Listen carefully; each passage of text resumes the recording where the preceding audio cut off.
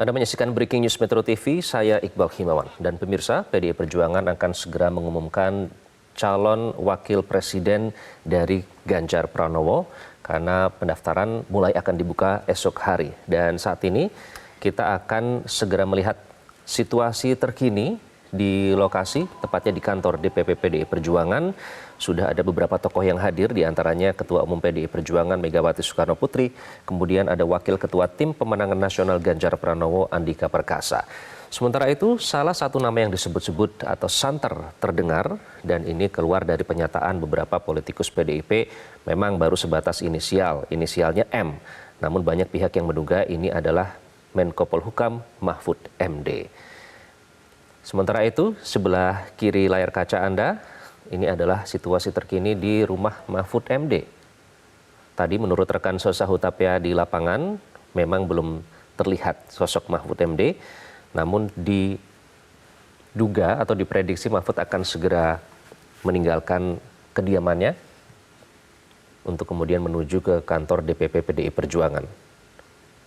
Dan beberapa politikus PDIP termasuk Ketua Tim Pemenangan Ganjar Pranowo, Beni Ramdhani juga sempat menyatakan kepada awak media inisial M, meskipun tidak menyebutkan dengan pasti apakah M ini Mahfud MD, bisa juga Mbak Khofifah misalnya atau yang lain, tapi ini masih akan nanti kami informasikan kepada Anda.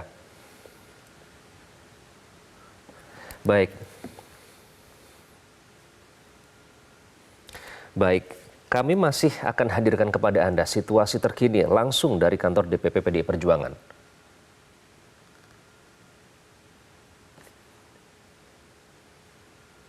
Dan sambil membahasnya,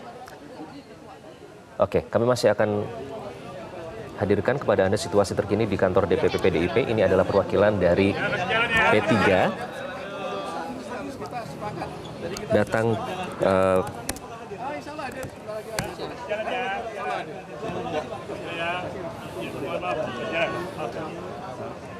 dan ini adalah PLT Ketua Umum P3 Muhammad Mardiono tiba di kantor DPP PDI Perjuangan, disambut oleh politikus PDI Perjuangan yang sudah bersiaga di kantor DPP PDIP. Kita akan sambil membahas dan menunggu tamu-tamu yang nanti akan hadir dan bergabung dalam konferensi pers. Sepertinya satu koalisi pendukung sudah hadir di lapangan, nanti siapa lagi akan datang. Kita akan bertanya langsung kepada Mas Beni Ramdhani. Mas Beni, Anda di mana sekarang posisi? Apakah nanti juga akan ikut dalam konferensi pers, Mas Beni?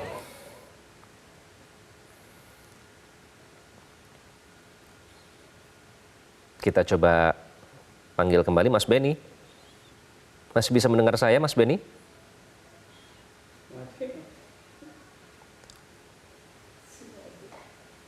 Baik, kita akan coba panggil kembali Mas Beni. Selamat pagi.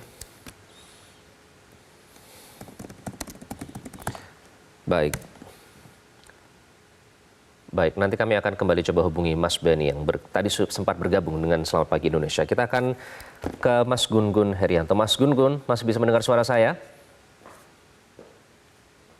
Ya, Mas Iqbal, bisa. Baik, Mas Gun-Gun, kita sambil memantau ya situasi terkini ini di DPP PDIP. Pernyataan soal inisial M ini tidak hanya dinyatakan oleh 1-2 orang, banyak analisa yang menguatkan bahwa memang M yang dimaksud ini adalah Mahfud MD. Menurut Anda, apakah M ini memang Mahfud MD? Iya, saya punya keyakinan bahwa Pak Mahfud MD memang berada di daftar pendek mungkin tertinggi ya. Artinya peluang besar untuk mendampingi Pak Ganjar, kansnya jauh lebih besar dibanding nama-nama lainnya seperti misalnya Andika atau nama Ridwan Kamil, nama Khofifah gitu. Di mana itu kan daftar pendek yang sudah kemudian intens belakangan berkomunikasi dengan PDI Perjuangan dan mitra koalisinya. Ya tentu ini menjadi menarik ya. Kenapa? Karena tentu Pak Mahfud MD sosok yang punya pengalaman trias politika sebenarnya ya, di eksekutif, di legislatif, dan di yudikatif.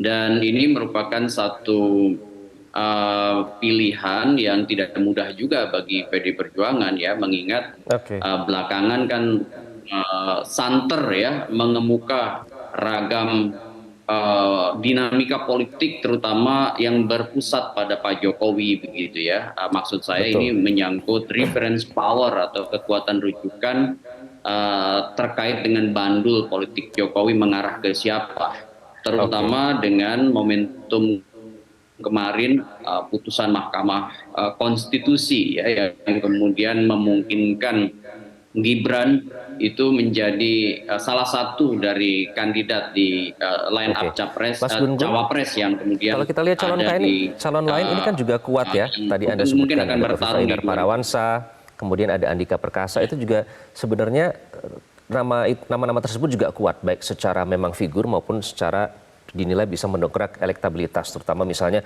kaum Nahdien atau Ya. misalnya di Jawa Timur dan Jawa Tengah bisa diprediksi menjadi pendongkrak suara begitu. Namun kenapa nama Mahfud MD ini, apa indikator terkuat sehingga apakah Anda kalau melihat gestur politik yang ditampakkan oleh Menko Polhukam belakangan ini yang selalu mengeluarkan pernyataan yang kalau saya bisa analisis sedikit main aman ya, kalau dulu kan dikenal berani begitu. Apapun pernyataan yang dikeluarkan oleh Mahfud MD itu selalu ditunggu oleh publik, ditunggu oleh awak media. Tapi belakangan ini seperti lebih soft begitu. Apakah Anda melihat itu termasuk gesture yang ditunjukkan yang ujung-ujungnya ternyata akan dicalonkan menjadi cawapres Ganjar? Kalau saya lihat ya, kenapa kemudian mengambil Pak Mahfud dibanding misalnya Mbak Hovifah gitu ya, atau mungkin Pak Andika itu sebenarnya eh, karena beberapa pertimbangan ya. Ini potensi ya, karena kan belum kejadian ya. Ini kita menganalisis ya. Pak Mahfud tentu punya hubungan yang menurut saya baik dengan figur utama terutama di PD Perjuangan dengan Bu Mega. Itu juga tentu dimiliki oleh Pak Andika, itu juga dimiliki oleh Ridwan Kamil, tetapi ada plusnya Pak Mahfud tentu bisa berpotensi menggenjot suara di Jawa begitu, terutama di sayap Nahdien. Meskipun juga sama Bu Hovifah juga ada di situ, tetapi Pak Mahfud ruang jelajah pengalaman politik dan hukumnya itu menurut saya menjadi kekuatan lain. Bagaimanapun kita sama-sama tahu bahwa kalau Pak Ganjar kepala daerah dan Bu Hovifah kepala daerah sama-sama pernah menguasai wilayah teritorial sebagai kepala daerah, tentu harus ada nilai plus dari cawapres ya, selain penguasaan teritorial itu, yaitu kompetensi khusus, dan Pak Mahfud menurut saya punya kompetensi itu, yaitu di wilayah hukum ya, pengetahuannya sekaligus jejaringnya sangat luas, dan dalam konteks rivalitas menuju 2024 itu menurut saya menjadi sangat penting, karena apa, menjadi nilai pembeda ya Pak Mahfud di antara kandidat cawapres yang ada. Ya tentu ya, menjelang musim-musim krusial kayak gini kan semua orang yang potensial dipinang oleh kekuatan real politik akan membangun yang disebut dengan strategi. Kalau tadi Mas Iqbal bahasakan bisa menjadi jauh lebih soft, saya mengistilahkan itu menjadi jauh lebih diplomatis dalam beberapa hal ya, karena tentu harus menjaga momentum, menjaga situasi. Meskipun saya melihat ya dalam konteks historisitas berjenjang ya, portofolio Pak Mahfud adalah orang yang sebenarnya berani ya untuk kemudian melakukan banyak pernyataan-pernyataan ya, meskipun tentu ditunjang dengan basis data yang mumpuni sih menurut saya. Jadi ini salah satu di antara opsi yang Baik, dimiliki oleh PD Perjuangan yang saya nggak tahu persis oke, ya apakah kemudian jadi hari ini, tetapi baik. potensi paling besarnya menurut saya ya dari Adalah sisi Mahfud ya. probabilitas Pak Mahfud Oke. leading di antara nama-nama lainnya. Nah, ini juga salah satu yang sempat leading di beberapa survei adalah nama Sandiaga Uno, Mas Gun-Gun. Kita akan ke lokasi, ke kantor DPP PDIP, karena baru saja Sandiaga Uno, tadi kalau rombongan dari P3 sudah datang terlebih dahulu, ini baru tiba. Sandiaga Uno yang juga sempat digadang-gadang sebagai cawapres yang kuat ya, untuk mendampingi capres di kontestasi Pilpres 2024. Kalau kita melihat ini sudah disiapkan ruangan untuk nanti diadakan konferensi pers. Kalau kita lihat ya Mas Gun-Gun, jika Anda mengamati ini sudah ada nama yang ya kita sudah tahu pasti nama-nama ketua umum, PLT ketua umum ada di situ. Artinya perwakilan dari koalisi pendukung koalisi ini ada yang akan mengadakan konferensi pers. Tapi ada satu nama Ganjar Pranowo, tapi ada yang absen, tidak ada nama cawapresnya di situ. Bagaimana Anda melihat ini? Apakah ini memang disiapkan sebagai sebuah kejutan atau gimana Mas Gun-Gun? Ya gini, selalu ada dibutuhkan yang disebut dengan wow effect ya dalam konteks deklarasi itu. Dan kalau kita lihat ya, satu hari terakhir ini panggung perhatian publik ini kan sebenarnya tertuju pada PDI Perjuangan ya.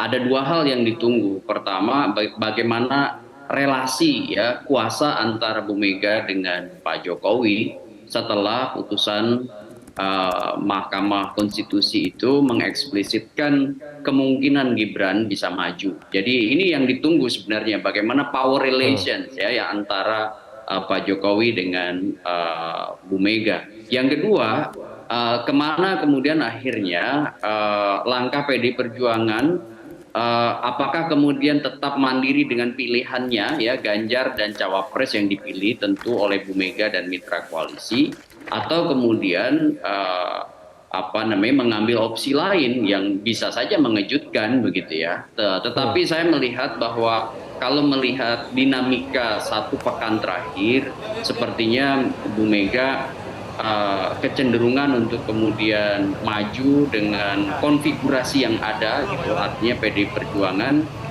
dengan Ganjar dan mitra koalisinya juga sepertinya akan berada dalam satu frame berpikir dan bersikap yang sama dengan PDI Perjuangan, yaitu memajukan Ganjar dengan mungkin nama yang sekarang hari ini berpotensi dideklarasikan dalam Mahfud MD begitu ya, dengan tentu segala plus minusnya.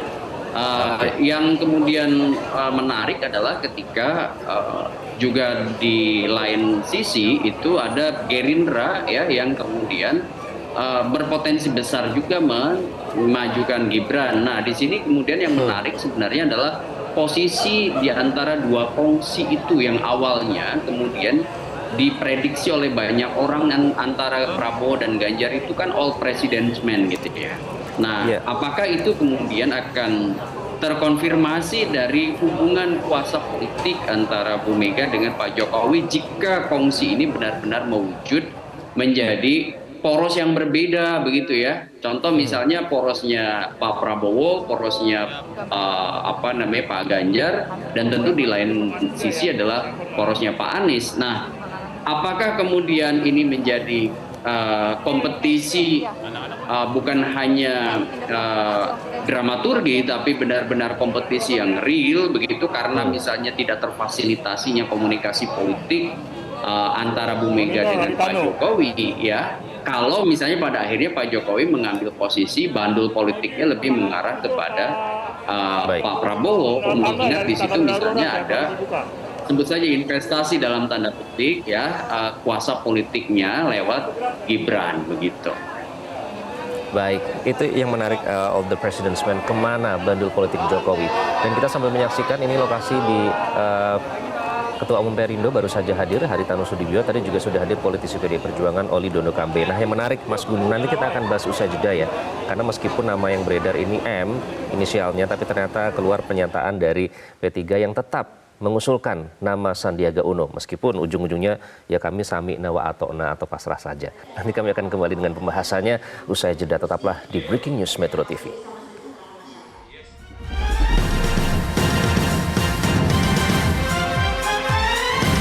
Jelajahi cara baru mendapatkan informasi. Download Metro TV Extend sekarang.